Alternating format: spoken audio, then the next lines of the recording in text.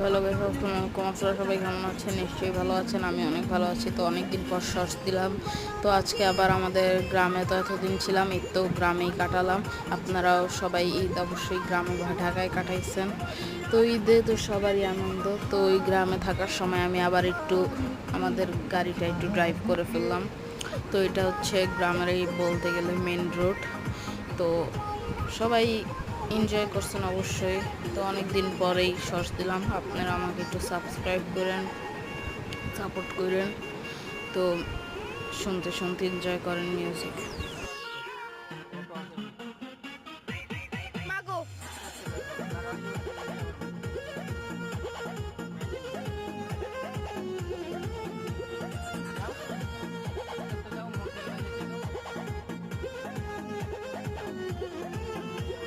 বনে তবে সারামি দেহি আমি গরমি ওইঠে